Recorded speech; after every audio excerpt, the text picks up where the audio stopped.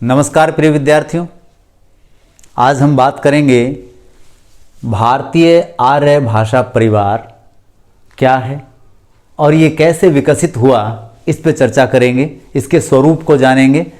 तो भारतीय आर्य भाषा परिवार की हम बात करें तो हमारी सबसे प्राचीन भाषा जो है वो वैदिक संस्कृत है। वैदिक संस्कृत हमारी सबसे प्राचीन भाषा है। अगर मैं इसके समय की बात करूं तो वैदिक संस्कृत का समय 1500 ईस्वी पूर्व से 800 ईस्वी पूर्व तक रहा है।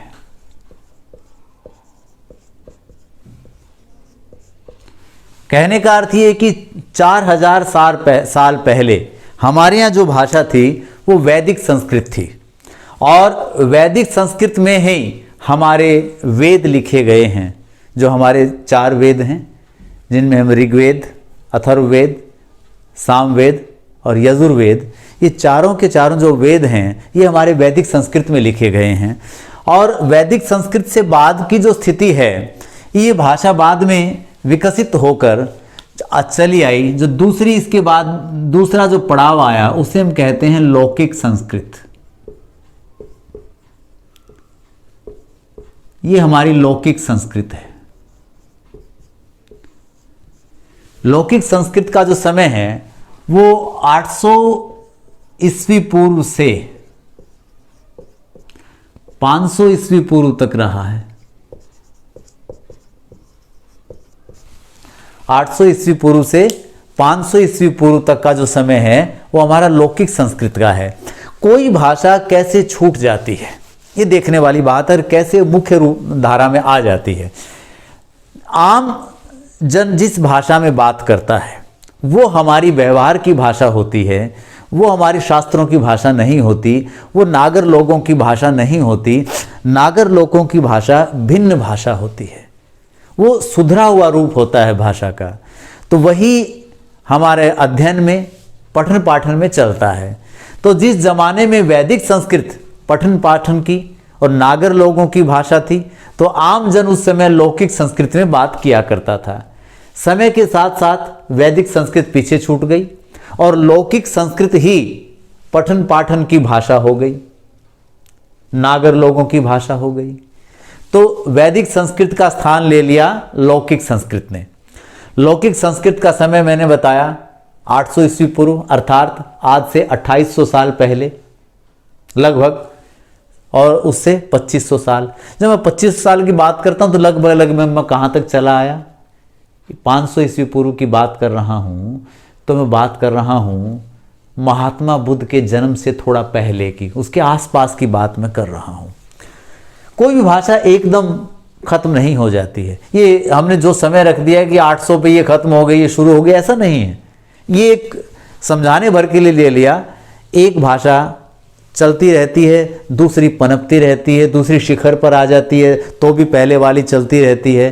ये चलता रहता है, इस प्रकार से परिवर्तन आता रहता है। इस बात को मैं आगे जब आऊँगा तो मैं स्पष्ट करूँगा कि आज भी ये हैं।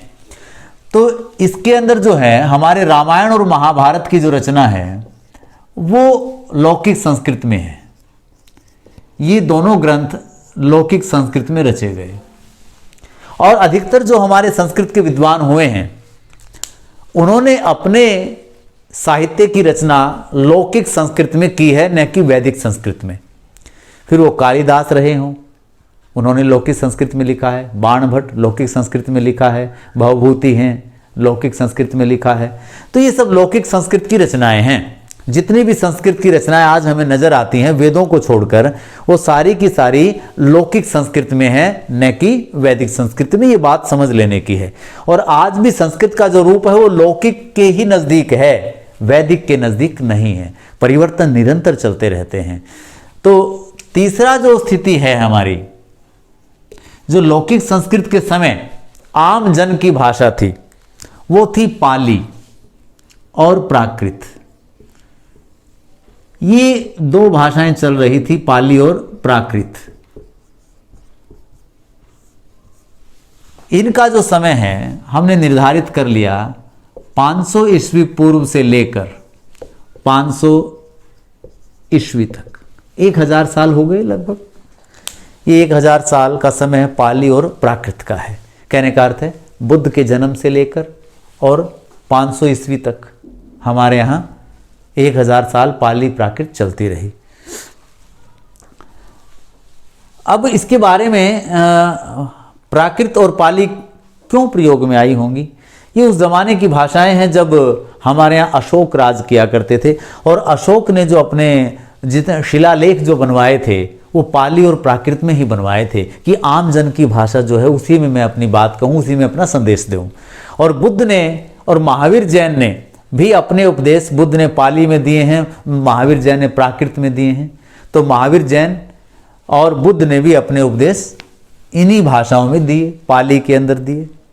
बाद में हमारे इसके बाद की जो स्थिति है, फिर जो पाली के एक बड़े प्रसिद्ध कवि मुझे याद आ रहे हैं, स्वयंभू, जो बाद में हिंदी के कवि भी माने जाते हैं, तो उन्होंने पाली में लिखा था। इसके बाद की जो स्थिति है वो है अपभ्रंश। अपभ्रंश का सीधा सा अर्थ है बिगड़ा हुआ, भाषा का बिगड़ा हुआ रूप।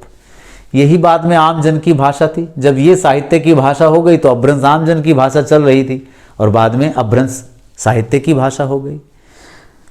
एक कवि हुए हैं अपभ्रंश के, हेमचंद्र, बड़ा नाम है हेमचंद्र कवि, मुंज कवि हुए हैं अपभ्रंश में।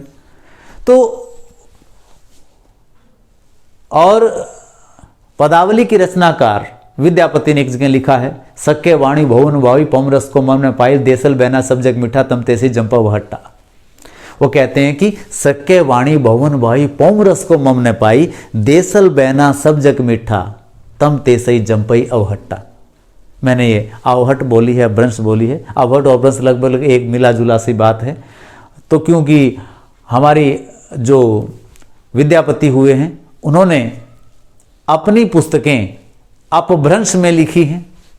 कीर्ति लता और कीर्ति पताका, दो उनकी जो पुस्तकें हैं, कीर्ति लता और कीर्ति पताका, जिनको बाद में रामचंद्र शुक्ल जी ने उन 12 ग्रंथों में भी गिनवाया, जिनके आधार पर वो आदिकाल की बात करते हैं कि ये आदिकाल के अंदर ये प्रमाणिक पुस्तकें, जिसको वीर गाथा काल के लिए उन्होंने प्रयोग किया। कि मैं इसको वीर गाथा काल इसलिए कहता हूँ कि इसमें ये बातें हैं, मुख्य रूप से साहित्य है वो, उनमें वीरों की गाथाएं हैं। तो उसमें 2 पुस्तकें जो अपभ्रंश की उन्होंने रख दी, एक कीर्ति लता और एक कीर्ति पताका। तो अपभ्रंश का जो समय है, अपभ्रंश का समय जो है वो 500 ईस्वी पूर्व से 500 ईस्वी से 1000 ईस्वी तक का माना जाता है। ऐसा नहीं है कि यहीं ये बात खत्म हो जाती है, अपभ्रंश बाद में भी चलती रही, बाद में भी अपभ्रंश के अंदर साहित्य लिखा जाता रहा, लेकिन यहां शुरुआत हो गई थी अगली बोली, अगली भाषा की। और अपभ्रंश के बाद की स्थिति है खड़ी बोली। मैं इसके पैरेलल एक नाम और रख रहा हूं, अवहट। इसके साथ साथ चल रही थी ये अवहट। खड़ी बोली की शुरुआत 1000 ईस्वी, या मैं रामचंद्र शुक्ल जी ने इसके लिए हिंदी साहित्य की शुरुआत जो उन्होंने मानी है, मैं वो 1050 संवत मानी है। वो कहते हैं कि हिंदी साहित्य का आरंभ 1050 संवत है। लेकिन मैं हिंदी की बात कर रहा हूं तो हिंदी की बोली खड़ी बोली है। खड़ी बोली में कुछ कुछ लिखा जाने लगा था 1050 संवत से, लेकिन उन्होंने जिस साहित्यकार की बात की है वो प्योरली खड़ी बोली में नहीं है, उसमें अपभ्रंश के भी तत्व हैं। क्योंकि रामचंद्र शुक्ल कहते हैं कि सरहपाद हिंदी के पहले कवि हैं, तो सरहपाद की जो भाषा है वो खड़ी बोली के साथ साथ उसमें अपभ्रंश भी है, पाली भी है, मिक्सअप रूप है उसका। तो 1050 संवत कहते हैं। और मुझे संवत से यदि ईस्वी पर आना हो तो इसमें 57 वर्ष मुझे घटाने पड़ेंगे और मेरे पास आ जाएगा 993 ईस्वी। तो मैं ये कहूँ कि खड़ी बोली का आरंभ मैं 993 ईस्वी मान लूँ, माना जा सकता है। लेकिन इस पे सभी विद्वान एक मत नहीं हैं। इस पे गणपति चंद्र गुप्त का मत अलग है, वो बाद में इसकी शुरुआत मानते हैं। तो उनका वो पहला कवि भी सरहपाद को नहीं मानते, वो उनका शालीभद्र सूरी को पहला कवि मानते हैं, उनकी बात भिन्न है। और अगर मैं रामचंद्र शुक्ल की बात करूं तो उन्होंने हिंदी की जो पहली पुस्तक मानी है वो श्रावकाचार को माना है। उन्होंने इसे हिंदी की पहली पुस्तक कहा है, श्रावकाचार। और तो ये पुस्तक वो पहली पुस्तक मानते हैं, लेकिन वो नहीं मानते। गणपति चंद्र गुप्त का मत अलग है। तो विद्यार्थियों को इस साहित्य में उलझने की आवश्यकता नहीं है, क्योंकि मेरा उद्देश्य केवल भारतीय आर्य भाषा परिवार की बात करना था। मैं आगे चलता हूं।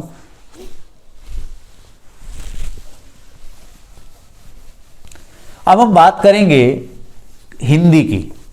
ये हिंदी क्या है और खड़ी बोली क्या है, इन दोनों का क्या आपस में संबंध है, इस पे चर्चा करेंगे। क्योंकि मैंने यहाँ इस विकास यात्रा को खड़ी बोली पर लाकर छोड़ दिया है।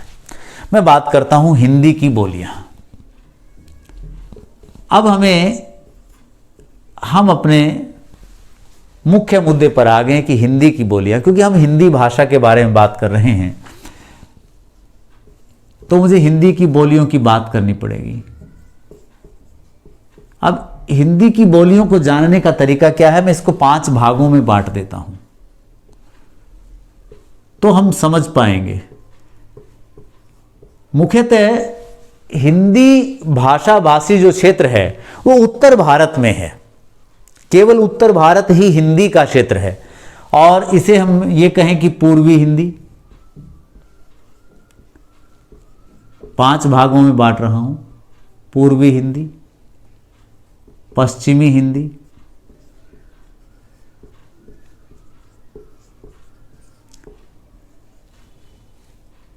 पहाड़ी, बिहारी और राजस्थानी। हमने हिंदी को 5 भागों में विभाजित कर लिया। हिंदी की बोलियों को, हिंदी की बोलियों को समझने का तरीका है कि उसको 5 भागों में बांट लेते हैं। अब पूर्वी हिंदी में क्या आता है? अवधी, जो अवध प्रदेश में बोली जाती है, जिसके कवियों की बात करूंगा मैं। अवधी, बघेली, बघेलखंड में, और छत्तीसगढ़ी। ये 3 बोलियां पूर्वी हिंदी की हैं, जिसमें अवधी बहुत समृद्ध बोली है, जिसमें राम चरितमानस लिखा तुलसीदास जी ने, और तुलसीदास का संपूर्ण साहित्य लगभग अवधी में है। उन्होंने 2 पुस्तकें ब्रज में भी लिखी हैं, कृष्ण गीतावली उनकी ब्रज में है। बाकी उन्होंने जो उनकी कीर्ति का आधार स्तंभ है रामचरितमानस, वो अवधी में है। अवधी सुनी है आपने, आपके पाठ्यक्रम में भी है, 10वीं के अंदर अवधी है।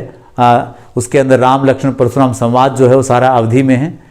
और इस प्रकार से अवधी बहुत मधुर बोली है। दूसरी मैं बात करूं पश्चिमी हिंदी, तो इसमें खड़ी बोली, जो कि दिल्ली और मेरठ के आसपास की बोली है। हरियाणवी, जहां हम हैं। हरियाणवी को मैं एक नाम और दे देता हूं, बांगरू। हमारे इसको बांगरू भी कहते हैं। और ब्रज, जो कि मथुरा, वृंदावन और हमारा पलवल वगैरह का जो क्षेत्र है वहाँ ब्रज बोली जाती है। कन्नौजी, कन्नौज के आसपास का क्षेत्र,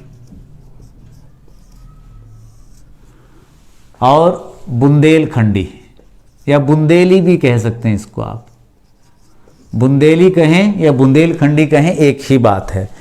तो खड़ी बोली पश्चिमी हिंदी की एक बोली है, और ये खड़ी बोली ही आज हिंदी का मानक रूप है।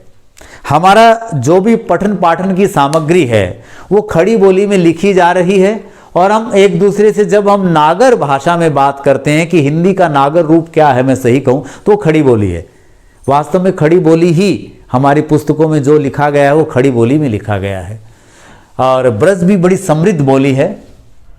देखें तो जब हम खड़ी बोली के पहले कवि की बात करते हैं तो अमीर खुसरो की बात हम करते हैं कि अमीर खुसरो खड़ी बोली के पहले कवि हैं। उसके बाद कबीर इत्यादि ने खड़ी बोली में लिखा, संत साहित्य है खड़ी बोली में है। लेकिन एकदम खड़ी बोली फिर हमारे यहाँ से गायब हो जाती है और ब्रज छा जाती है। और ब्रज के अंदर बड़े बड़े कवि हैं, जिनमें सूरदास हैं, केशवदास हैं, बिहारी हैं, मतिराम हैं, घनानंद हैं, देव हैं, ये सारे के सारे ब्रज के कवि हैं। और ब्रज तो साहित्य के अंदर, काव्य के अंदर 1900 के बाद तक चलती रही। ब्रज ने बहुत साल राज किया हमारे यहाँ हिंदी के ऊपर, अधिकतर कवियों ने, क्योंकि कविता के अनुरूप है ब्रज, इसलिए ब्रज ज़्यादा पसंद की गई कवियों के द्वारा। पहाड़ी के अंदर बात करूं तो इसको दो भागों में बांट लेना चाहिए। एक कुमाऊं क्षेत्र की बोली, उसको कुमाऊनी कह देंगे, और दूसरी गढ़वाली। कुमाऊनी और गढ़वाली है, तो इनको दो भागों में मैंने बांट दिया, कुमाऊनी और गढ़वाली। अब मैं तीसरी बात है बिहारी। बिहारी में भोजपुरी है, आरा क्षेत्र की भाषा है। यूपी का पूर्वी क्षेत्र और बिहार का पश्चिमी क्षेत्र इसके अंदर आ जाता है। भोजपुरी, मगही और मैथिली, ये तीन बोलियां हमारी बिहारी की है। मैथिली कोकिल के रूप में जाने जाते हैं विद्यापति। उनकी मैथिली में सबसे प्रसिद्ध रचना है पदावली। उन्होंने पदावली बहुत सुंदर लिखी है। अनुखन माधव माधव सुमृत सुंदर भेल मधाई मैथिली है। और भोजपुरी की बात करूं को हम सिंगनी के मेहरारू होत का सियारन के जाब, तो इस प्रकार से भोजपुरी चलती है। राजस्थानी की हम बात करते हैं। राजस्थानी को चार हिस्सों में बांटा जा सकता है, पूर्वी राजस्थानी, पश्चिमी राजस्थानी, दक्षिणी राजस्थानी और उत्तरी राजस्थानी।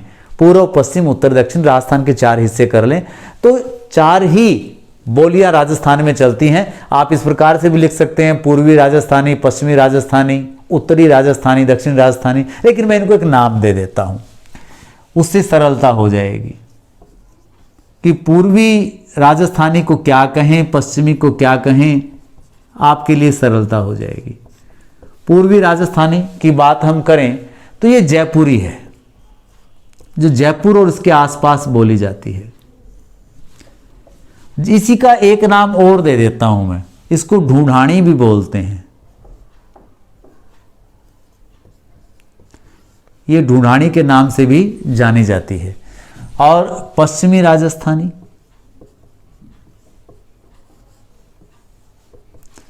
पश्चिमी राजस्थानी की हम बात करें तो इसके अंदर मारवाड़ी आ जाती है। मारवाड़ का जो क्षेत्र है